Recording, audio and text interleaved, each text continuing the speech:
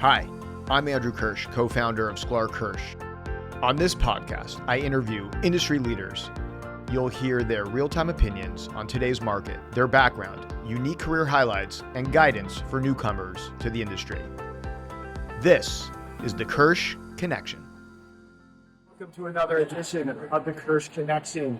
As we continue our East Coast swing, we are in the Big Apple, New York City, Manhattan. I'm standing on One Vanderbilt, the 92nd floor observation deck. It is an unbelievable experience. It is not like any other observation deck that you've been on. We are standing right here facing north, Central Park. We've got the beautiful skyline of Manhattan.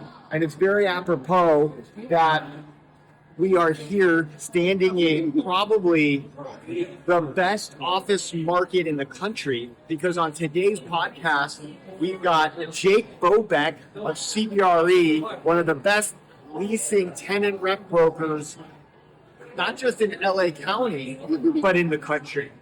My photographer, Clementine, show everybody the view of One Vanderbilt. Enjoy my podcast with Jacob Bobek, and enjoy for one last time the view of the skyline of Manhattan. Welcome to another edition of the Kirsh Connection. I'm here with my good friend, Jacob Bobek, Executive Vice President of CBRE. Jake, good to have you in studio. It is lovely to be here, Andrew, and I love the new office. I was walking around, and it's very nice. Well done. I appreciate it. Usually we're walking around 18 holes of golf, whether it's Lakeside or Brentwood or wherever. But I know or it's referring been real estate deals. Or also doing real estate deals. Yes, but we enjoy our golf too. We do. It's good to have you here. So much to talk about. Why don't you just sort of give a brief snippet of what you're doing, and then we'll go backwards in time and talk about the background. Yeah, no, absolutely. I run a team at CBRE, and we do global tenant representation work, and we're representing office and industrial users around the world. And I have a team of 10 people, and we're extraordinarily busy right now.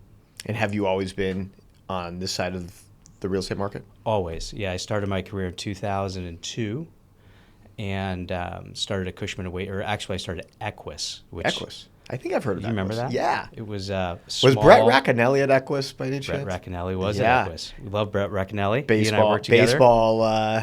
His son's quite good from what I understand. He has two kids, two sons, I believe, and I see him on the baseball field all the time, and during All-Stars we run into each other. A couple years older than mine, but such a good guy. We used to play softball together. Well, shout out to Racanelli, and he was one of the best athletes. I'm sure his kids are great athletes, but he and I were in like the cold calling bank at Equus in 2002-ish. But then I went on, I moved over to Cushman & Wakefield and worked at John Cushman's office for about 10 years. I opened up the downtown Avis and Young office for a few years, and then I moved over with my longtime partner, Scott Stuber, to CBRE, and we've built and grown a team there since 2017. That's amazing. Yeah. We were talking before we started recording how I think you may be our first tenant rep, one of our first brokers on the podcast, but certainly on the leasing side. So Sure. It's great to get your perspective today on what the Southern California office, industrial, flex space is like right now. Well, I'm happy to be here, and I'm probably the first tenant rep person here, because when did you start the podcast? Well, we know exactly because we recently recorded our 100th episode, November of 2022. Okay. Well, there just hasn't been any tenant rep deals for 5 years. That's why we haven't really talked a lot. That's why we haven't talked to a lot of folks other than Century City. Yeah.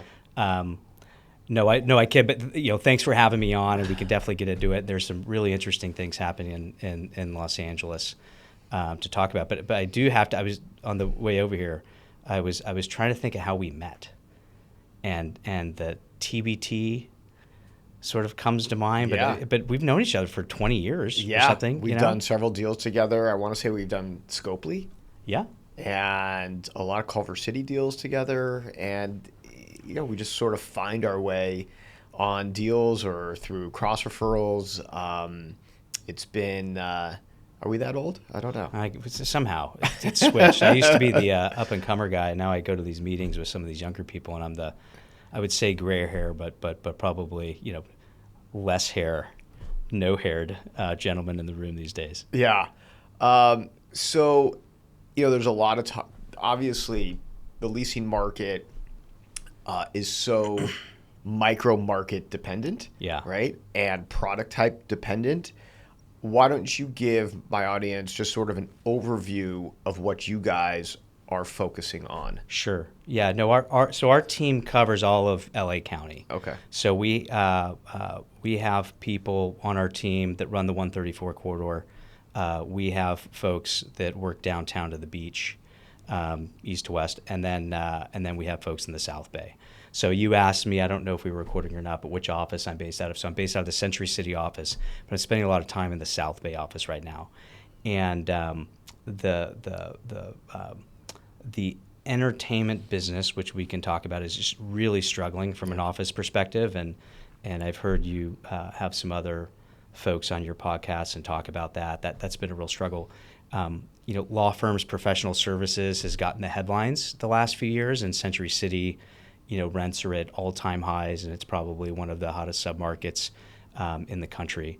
But what we're seeing and playing around with right now is the advanced manufacturing business in the South Bay, and I got to tell you, we've been spending some time with some companies there. Are you familiar with what's happening there? I can give you a little bit of background. Yeah, I mean, obviously with SpaceX and a client of mine round-tripped at the Hawthorne Airport. Oh. If you know that deal. Of course, Archer Aviation. Yeah. You were on the seller side? Well, now, yes, we were on the buy side a couple years ago, and they recently sold it. Okay.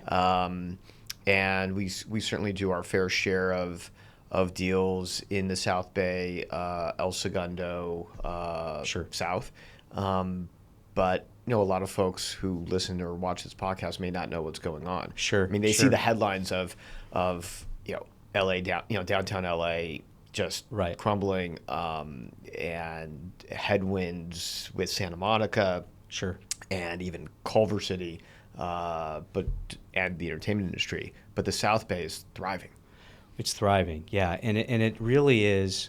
I'll go from a company standpoint, and then go to a real estate standpoint, but or perspective. But SpaceX is growing. We're all reading about the SpaceX IPO. It's very exciting. There's a bunch of folks in LA that are about to make a substantial amount of money. I think that's going to be really good for the ecosystem and for LA in general. South Bay, what's exciting there is there's a tremendous amount of venture capital that's going into new companies, right? And there's a lot of folks who have been at SpaceX or Tesla who are leaving and are founding new companies. And there's probably, Andrew, over 100 different startups between El Segundo, there might be more now, El Segundo, Torrance, Hawthorne, Long Beach. And these companies are new and early. They've only been founded 4 or 5 years ago, but they're gaining tremendous traction. And they're in the aerospace and defense business, the advanced manufacturing business, transportation, energy, and their real estate requirements are not only for office, but big industrial spaces for manufacturing. And what's really interesting is, that market, the South Bay market, starting in World War II, has just been this engineering and aerospace and defense hub for Boeing, Northrop, Raytheon, Donald Douglas, going back even further. And so there's still this engineering talent there to build these companies and build these products. And we're just seeing a tremendous amount of action and growth from new companies there in those industries.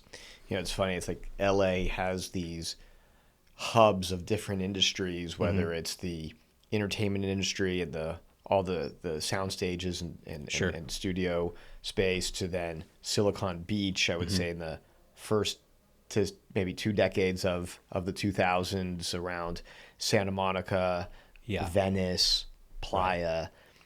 And now over the last few years, it's been the South Bay manufacturing segment. How long have you been focusing on that area in the South Bay? Well, the last couple of years, and I think what's from a real estate and expertise perspective, I've always represented industrial and office clients, and that's converged into creative office tenants, right? So you referred to, Silicon Beach, all these software technology companies, going into repurposed warehouse buildings in Santa Monica or Culver City. And so I've had that expertise, and this is really exciting for me and my team because it takes that expertise and lines it up with technology companies that are growing, but also this sort of real estate type and that we've worked on for a long time. So we've been following it for a couple of years, and I think at first we all thought it was fantasy land, right? Because you're talking about companies that are building rockets and building satellites and sending them up into space, and I think it was really clear to us about a year and a half ago that these companies and industries are real and gaining traction and are going to be real companies. And we're seeing a lot of them, not only just expand in the South Bay, and there's Anduril. I don't know if you've read about that requirement, but they took 2 million square feet of space in Long Beach. Mm-hmm. And that was announced about 6-8 months ago, and that really was a really exciting time and really put a stamp on the market down that this is big business. So talk about the real estate requirements of these companies, size, Sure. the layout, parking, infrastructure. I mean, what is it that they need, and what are these types of buildings? When were they built? Yeah. And the profile of the owners of this type of real estate. Sure. And the growth, I'll start there, is totally insane. So you have these companies who have ideas to build AI or a rocket or 3D print some sort of product, and they have 3,000 square feet in Smoky Hollow in El Segundo. And they get a round of funding, and now they need 200,000 square feet. And then they need another 200,000 square feet. And then they need to take their manufacturing outside of Los Angeles for a bunch of reasons that we can get into, and they need 1 million square feet. The number of companies that I've walked into that have said we need 1 million square feet over the last 90 days, it's like one every other week. That's incredible. It's insane. It's totally incredible. It's totally insane. But it's exciting. I mean, these companies are on. I think, I'm not a big Palmer Luckey guy. I don't, really follow him. But I saw an interview with him a few weeks ago, and he said the exciting thing about this sector stage or this cycle of tech is that people are being forced to create things that are really useful, right? So you have all these really smart people building companies around transportation, around energy, around figuring out nuclear energy. You've probably read about AI and data centers and, where are we going to get power from, right? So you have really smart people trying to figure that out. Defense and aerospace and so I found that a really interesting comment that people aren't in Los Angeles has always been, hey, we're gonna put something on the internet and get a celebrity to sponsor it and sell that. But now you've got all these smart people, and there were smart people before. The product was just different. Now it's really solving problems that's gonna be better for humans and civilization, I think is what Palmer said. And transportation, you mentioned the Hawthorne Airport at Archer and what they're doing, and it's just a lot of really exciting stuff. Yeah. Now, how does this sort of fit into the overall industrial landscape in Southern California? Howard Schwimmer was Sure. a guest a couple months ago, and there's been a lot of challenging times in the industrial market, Sure. where leasing velocity, leasing rental rates throughout Southern California have come down significantly. Sure. which Rexford and others Yeah. have suffered. But here you're in this, it's almost like this bubble within the South Bay. I don't know if it's the same type of product that Rexford and others were buying further out in the different Southern California markets. But who are they? Mom and pops who own this type of real estate? Are they institutions? Sure. When were they built? Talk about Yeah. this type of real estate. Yeah, so the rents have almost doubled in the South Bay markets, right? And when I say South Bay, that's El Segundo, Torrance, Hawthorne, Long Beach has been the new expansion. Some of the institutional owners are SARS Regis, Prologis. Rexford does own some product.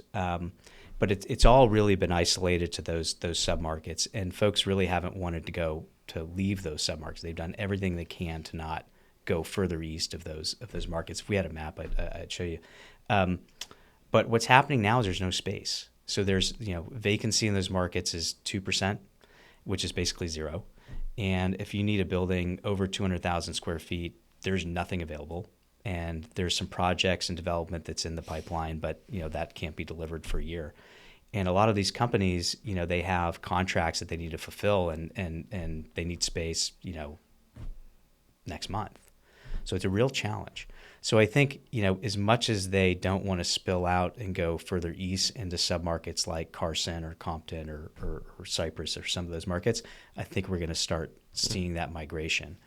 And then from your comment on rents, rents in the South Bay right now are $2.25 a foot triple net, really trending higher. As you go to, we just put not an aerospace and defense company, but a more traditional publicly traded company into leases for about 600,000 feet in Santa Fe Springs. The rent's $1.80 a foot. And then as you go further east into the Inland Empire, you're seeing more dollar a foot rents, right? So it's, as you leave the coast, it's getting less expensive.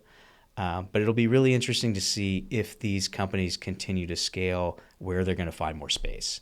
And, maybe they continue to go east, maybe they go elsewhere outside of California, or a bit of both. Well, that's a good segue. My next question was talking about how these companies are growing in California, and yet there seems to be a bit of an exodus of certain established companies out of California because of the regulatory and political framework. You concerned as a broker who focuses in Southern California, or your reach is national as well? Well, our reach is global. So a lot of these companies who we're doing work with, we do think, our transaction list, if you went through it now, is London, Singapore, New York, Atlanta, Chicago, LA, Texas, right? So our business is, bringing strategic plans to companies for their whole real estate portfolio. As it relates, I think, to these advanced manufacturing companies, what's interesting is all the engineering talent and the fabric of that engineering talent is here in Southern California. And that's being taken advantage of, and people need to be here for people building things. And, we've got all the different schools and all that talent that's coming in that folks can recruit from. I think the challenge is when you actually get to products that you need to manufacture, you can't build a 1 million square foot building in Torrance at a reasonable price and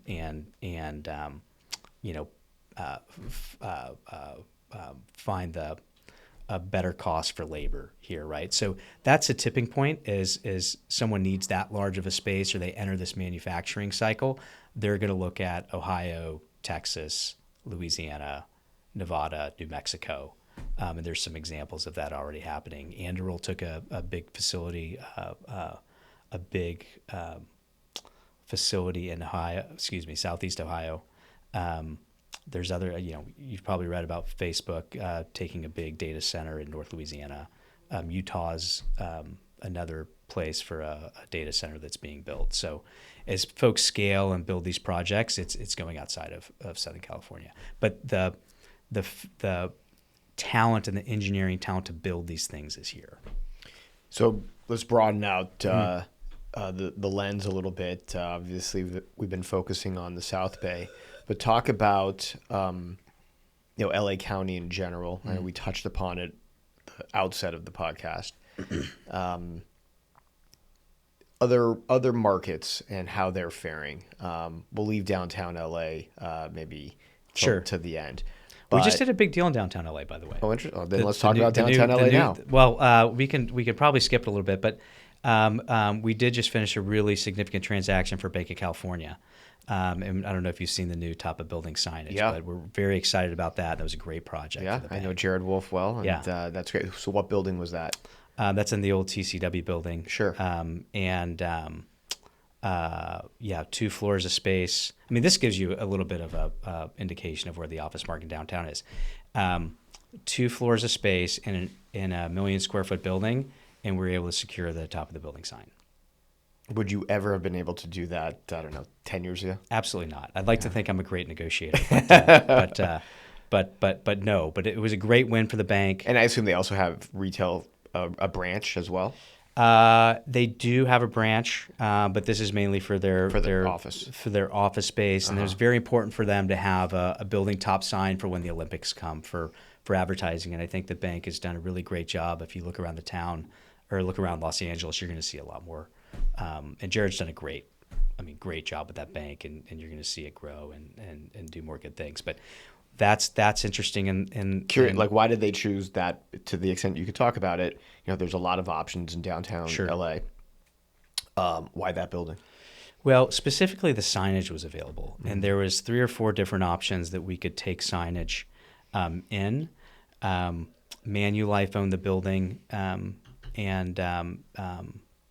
they were just extraordinarily aggressive to land the bank and did everything they could, bent over backwards, to make sure that we could secure the building top sign. And I think if you look at the skyline of downtown LA, and if you drive down the 110 or nearby, it really just pops. Yep. So it was location of signage and a good landlord being aggressive to land the bank. Yeah. Got it. And so overall, talk about downtown. Is it improving in terms of the office market? Folks say that rents haven't changed really in over 30 years, that it's just the same, the vacancy rate's the same. Yeah. The rent rolls or the rental amount's the same. I don't have the vacancy stats in front of me, but I think they're probably much lower than they have been. And you've seen a lot of, flight from downtown to the west side, specifically to Century City, from the law firms and the professional services firms. I think downtown is getting a little bit better. It's better than it was several years ago. The real just bummer, I think, for everybody in the real estate business and folks who listen to the podcast, I think probably had a lot to do with the resurgence of downtown that was really peaking right before COVID. And great restaurants and great building stock, and the arts district was on fire. And I remember, at the time I lived on the west side, and no one would ever go to downtown. But in 2017, 18, 19, I'm, in our town, at the time our office was downtown, you're sitting next to, people making like a pilgrimage from the west side to downtown to have dinner. Yeah, my wife and I, we'd go to Bestia, we'd go to all these other restaurants in the arts district, and now we don't even go east of Burlingame. Even a tighter box. But so that's a real bummer. It's trying to come back. It's going to, hopefully the Olympics and some of this World Cup sort of add some more momentum to it. But as you start to branch out, there's been some leasing activity in Burbank. The Netflix, Warner Brothers thing's been a challenge for the new buildings for Warner Brothers. And entertainment just needs, I'd be curious your opinion on it, but it's extremely challenged right now. And I was driving around. We have a requirement over on Cahuenga and Seward, in that sort of pocket of Hollywood there. And there was always something going on there, and there was always people walking around, and there was always life and activity, no matter if the real estate market was great or not that great. But you're walking around there now, and it's completely dead. Yeah, and it's really crazy. Yeah, it's a frequent topic of conversation on this show. Victor Coleman was on a couple months ago, and LA. I listened to that, by the way. Oh, well, thank you for being the one. And we just had a mayor, or the primary. The city and government cannot just assume that industries, even in an industry like the entertainment industry, which has been here for 100+ years, Yeah. will always stay here. Yeah. People have choices. They're mobile. The world has never been smaller. You can go to other parts of the country or other parts of the world and film at a much cheaper level or cost. And the city and the state, I know they've been trying to start giving incentives that other locations have given, but we were late. We were just late.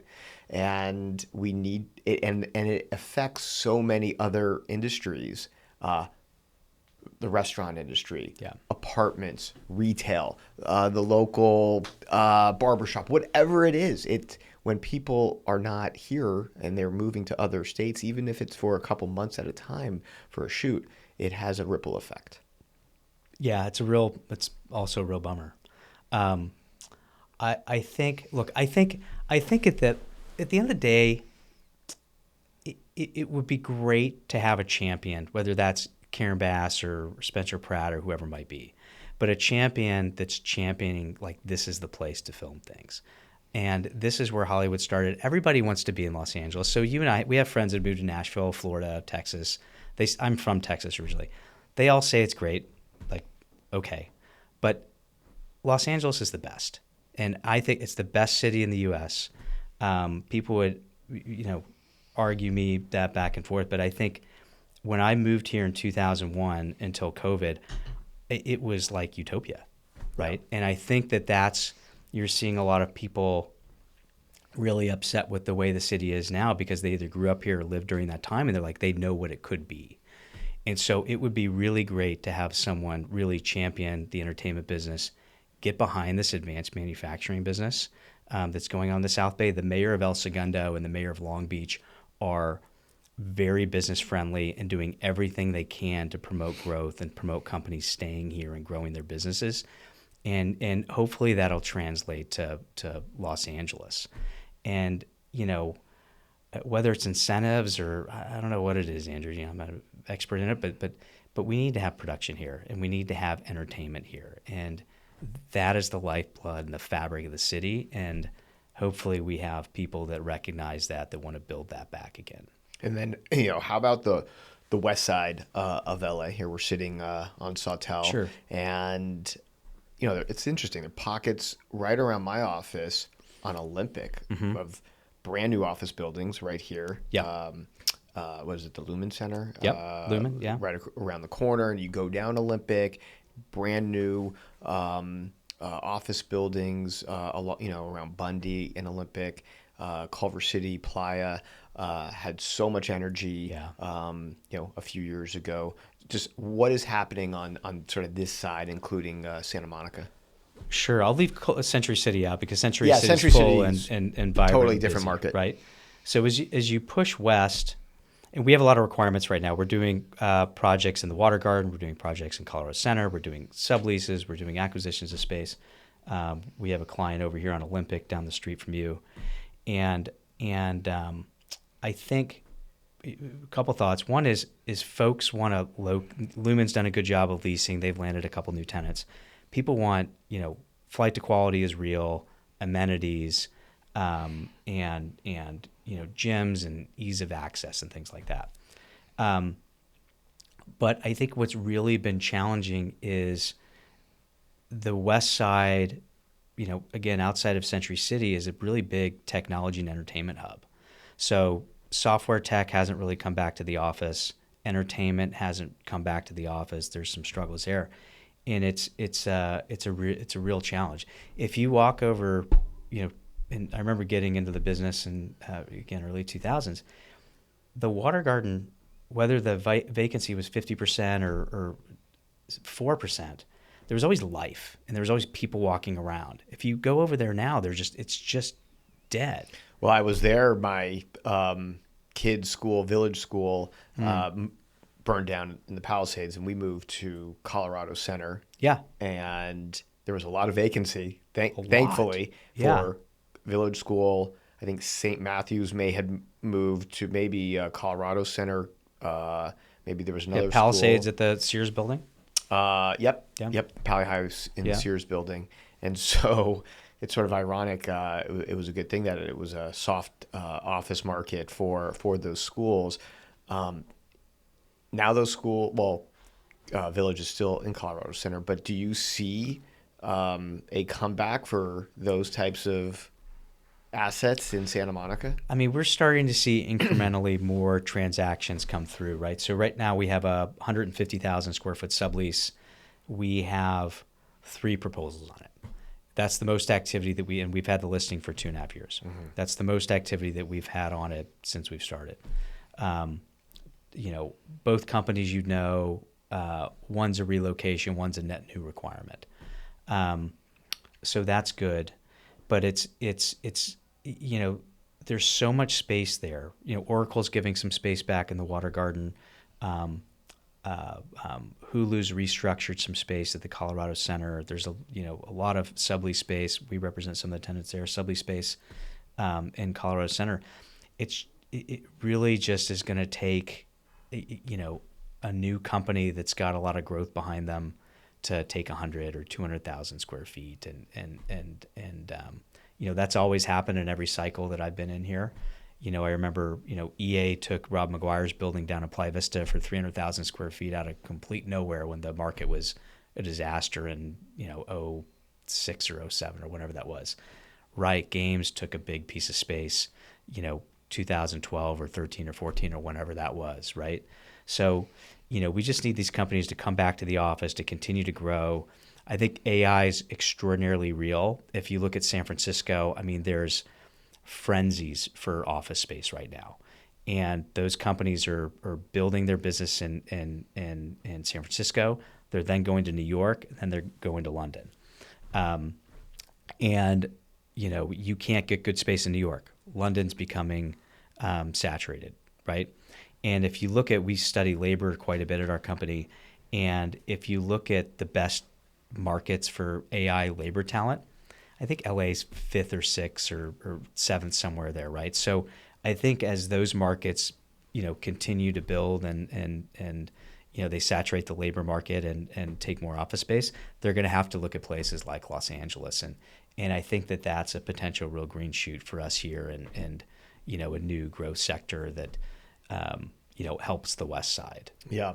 In our remaining moments here, I want to shift the conversation. You're in the service business, no different than I'm in the service business, and I don't want you to necessarily give away the secret sauce of how you cultivate business. But whether it's establishing relationships with the advanced manufacturing tenants down in the South Bay, Sure. or entertainment tenants, in the greater LA area, or professional services tenants. I mean, it's so many industries. I'm a real estate lawyer. I Sure. work with real estate clients. You're in the real estate business, but you work with dozens of industries. Yeah. So how, from a marketing, lead generation, business development standpoint, are you able to harness and establish relationships and understand the nuances and the real estate requirements of so many different industries and have such deep relationships across so many industries? Sure. Well, it started when I got into my career. I was a cold calling machine, and I just made a lot of cold calls. And you had Jeff Weller on the show not too long ago, and he mentioned that as a skill to hone early in your career, and I did that. And I've really just pushed that on our team, and I've tried to cultivate that on our team. So we're known in our firm as, one of the best business development teams at CBRE. And, that's really important. It means a lot to me because our business is all about developing new relationships, but then, maintaining and providing really good service and really good execution to those relationships. So, we're hosting dinners and we have young folks who are great on our team who are making phone calls and in researching all the growth and the funding of these new companies. And, we have great relationships that introduce us to these companies. So it's a real, a big part of our business. But then we also have to have processes and, we have to really crush the execution of our business, right? So it's all about developing strategic plans and and understanding the vision that our clients have for their company, and then matching that with their, matching their real estate with that plan. And again, it goes back to, finding good labor. Where are they hiring? What are they trying to do? What are they trying to accomplish? And setting out a real estate plan to help them accomplish and deliver great results. So I don't know if that perfectly answers your question, but we again, our team of 10 people is just extraordinarily focused every day, one, on business development, finding new customers, but also making sure that we're waking up every morning, providing extraordinarily good service to those to our existing client base. Yeah, it did answer my question. It dawned on me that I am a lawyer. Well, the firm represents real estate clients. We also have a corporate M&A department who is industry agnostic. Sure. So it's almost more like what you do. Yeah. You are more like my corporate lawyers. I am specifically real estate. Yeah. Yes, you are in the real estate business, but you need to become an expert in so many industries and understand what their specific real estate requirements are Sure. for that industry, and to understand, their financial wherewithal, Sure. where they're headed. And it's so different whether you're doing manufacturing in the South Bay versus a law firm in Century City. Well, that's true, I think, and this actually is a good example that came up yesterday. So, continuing the theme of the South Bay, CBRE has an extraordinarily large market share of product in that market, and that becomes extraordinarily important as you have really tight markets and not a lot of space. So you need to see what's coming around the corner, what's coming up next, right? So we have folks in that office that are ninjas at that market. Our differentiator is coming in and having that discussion on the strategic plan, right? So this one particular company, they build big satellites, and the conversation internally is, okay, at some point these guys are not going to be able to continue to grow in Torrance, right? And they're going to have to go outside to manufacture and continue to grow their business. So if as you start talking to the executive team there, it's okay, where do you go? You mentioned incentives. A lot of these other states are giving big incentives. Where are those incentives? Where can you find the real estate? What's the pricing of that real estate? And then I keep coming back to labor. Where's the labor and the people that are going to do the jobs and the work that you need to do? So it's one thing to go get the cheapest real estate deal and get the best incentives package, but if you go to a market that doesn't have the people to do that work, you're not gonna last very long. So our service is working with companies that are growing and scaling globally and helping them understand and figure that out, and figure out where their next real estate footprint needs to go and what the global footprint looks like. Yeah. And then working with our teams locally on the nuts and bolts of the actual specific real estate on the ground. All right, so last question. 22-year-old graduating from college wants to get into the real estate business, and they feel like they want to get into on the brokerage side, but yet there's so many aspects and so many different ways you can be on the brokerage side. It can be the tenant rep side in commercial. It can be multifamily acquisitions. It can be capital markets and procuring agency debt or other types of capital. Why would someone who's 22 years old want to get onto the tenant rep side? I would tell them not to. I knew you were going to say that, because anyone who says, should they be a lawyer? I'm like, no, they shouldn't. Why would you do that? No, we have, there's a young guy on our team named Gavin Kester. Gavin Kester is about 28. He's a little past the 22. But I've been trying to talk him out of the tenant rep business for the last 2.5 years since he's worked with us, and I think he wakes up every morning trying to prove me wrong and just challenge me. Is this because you want less competition? Maybe. I don't think I'm that smart to have that forward thinking. But I think the commercial real estate business is a great business. Our business, like you mentioned, my specific business is relationships and building relationships and being able to execute on a really high level. And it's taken me 20 plus years to I still feel like I'm learning every day. But I think if you're talking to a 22-year-old person, you want to just gain as much experience as you can, right? So CBRE has a great program called the Wheel Program for interns, where they rotate them around each of those different groups that you talked about. So I think they spend a couple weeks with capital markets, a couple weeks with tenant rep, landlord rep, building development, and just getting as much experience and access to different types to figure out what your expertise needs to be. I would advise them to find one avenue to start and continue to explore many different options of the real estate business before you find out what you'd want to specialize in. No, I appreciate that insight. I'm really glad that we were able to reconnect and have you come in studio. I feel like what you do is the tip of the spear as to how the economy is really performing in Southern California, and whether there's activity in leasing space, whether it's manufacturing, flex, office, industrial.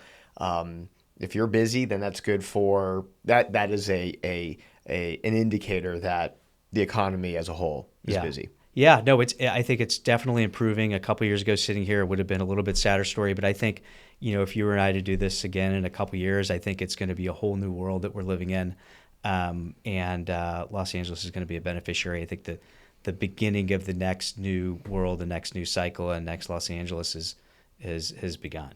I love that. We'll need another Brentwood versus Lakeside. Absolutely. Outing. We didn't get into that, but next one, the sequel. Absolutely. All right. Well, thanks for coming on, Jake. And that is another episode of the Kirsh Connection.